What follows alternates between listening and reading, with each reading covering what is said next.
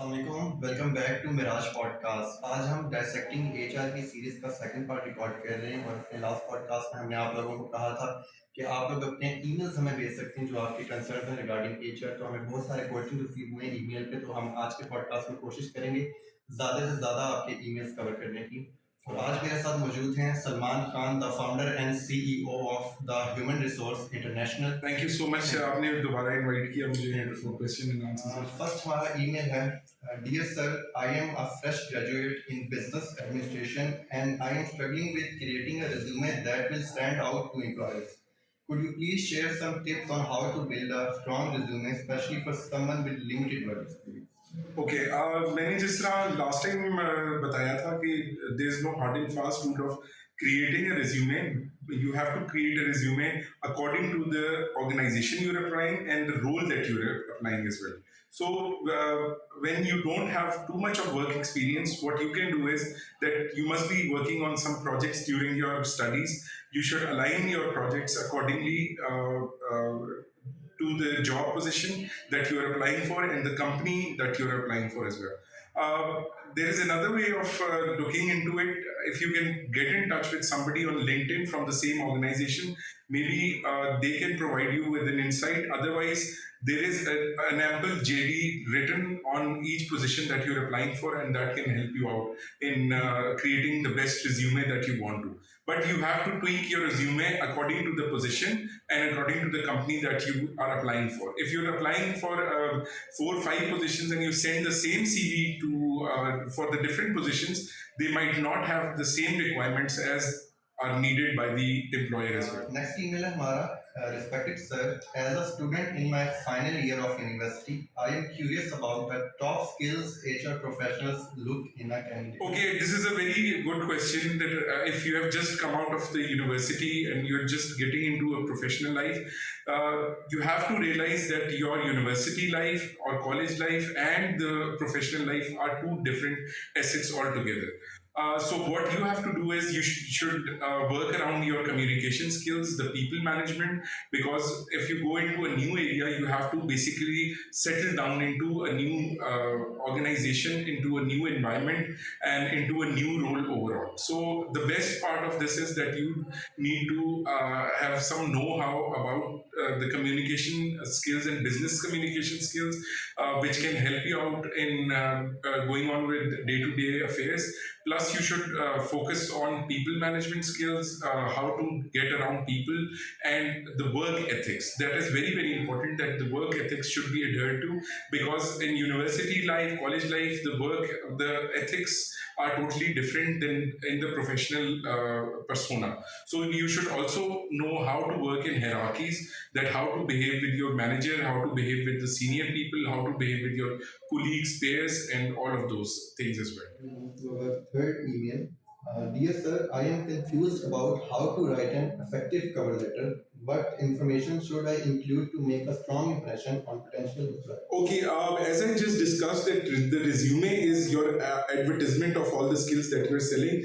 The cover letter is basically a summarized version of why you're applying for the job, what fascinates you in the job, and how you will be effective in the job. So you need to cover up all of these three things in the basic main body of your cover letter, that why you are applying for this job, how do you stand better than all of the other applicants that have basically applied on the same job, and what are you bringing in which will add value into the organization or the team that you will be about to work. Dear sir, I am currently a student and want to develop leadership skills before entering the workforce. Could you advise on how I can achieve this while still in university? Yes, leadership skills is something that that are built upon with the passage of time, because many people even struggle when they have 4 or 5 years of experience, but they don't have leadership skills. The foremost thing that you need to have as a leader is how to manage the team and how to take your team from the very scratch to the next level, so that you can basically work with the strengths of all your team members. Each and every team member has their own skills, specialities, strengths. You need to identify those, and you need to put on the table that what are the strengths of all of your team members, and then you need to play upon on all those strengths. So the weaknesses you try to succumb into, and you try to portray more and more strengths of your team, so that the overall result that you get after matching up all of the skills of your team members, you have good leadership skills, and then comes the leadership styles. But leadership style is some for people who have more experience than a newbie or somebody who's coming out of the university. Next mail is from Tariq Mahmood. I recently had a job interview and I am unsure how to follow up.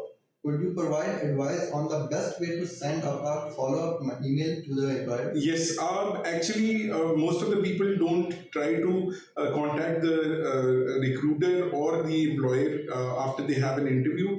The best and the easiest way is to just send a thank you note, that thank you so very much for giving me time for the interview, and I hope I would be getting some feedback from you that how did my interview go, or where are all of the areas of improvement, so that I can build on those and go for my next interviews by filling up all of those gaps as well. Next mail is from Hamza Farooq. I understand the importance of soft skills like communication and teamwork, but how can I demonstrate these skills during an interview? Okay, basically, communication skills is something that is needed by an individual everywhere. Even in school, university, colleges, you have a very different persona and very different kind of a communication that is happening between you and your mentors or your teachers that are teaching you, and similarly you have a very different communication skills portraying with all of your class fellows and people who are your peers who are working together. So leadership, teamwork and communication skills are something that you can practice every day with your colleagues, with other people. You can read a lot about it. Reading is one of the very good thing that you can do. You can research more how you can improve your communication skills. Now there are so many online material available. You have got so many podcasts already on YouTube, which shows how communication skills can be improved, teamwork can be improved, problem solving and decision making can be improved, team management can be improved. So all of these skills you have to polish up with the passage of time to excel in your career. Next mail is from Ali Raza. With many companies conducting video interviews, I do like to know how to prepare and present myself effectively for an online interview. Okay, online interview is a bit different from in-person interview, but you have to realize this, that you don't have to go very non-seriously to a video interview. You should have your equipment all ready before you start off with an online interview. Your connection should be connected properly. Your laptop or PC should be up and running. Your mic should be working. There should be proper lights in the room that you're doing.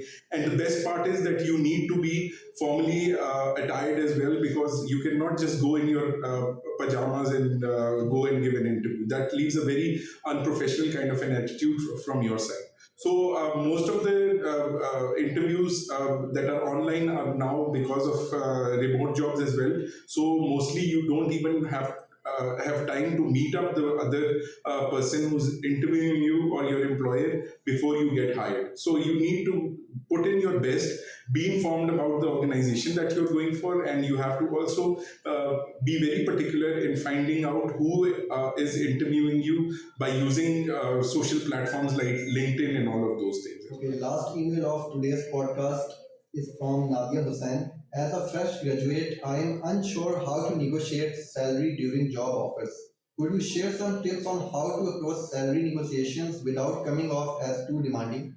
Okay, first of all, as I discussed earlier, you have to put on the table that what are you achieving in a job role. If you're achieving learning opportunities, then of course you have to set aside of a little bit of your monetary side, that negotiating your salary and everything. But you can negotiate a good salary by putting up your worth, because if an employer is giving you salary or money in exchange for your skills or your talent, then you have to just portray them all of that talent and skills that are basically needed and will add value to that job role and the overall organization and the team as well. Thank you so much sir for your time. और आज के podcast में हमने जितने ज़्यादा questions हो सकते थे वो कवर करने की कोशिश की है।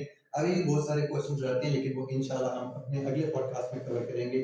Thank you for watching. अल्लाह हाफ़िज़।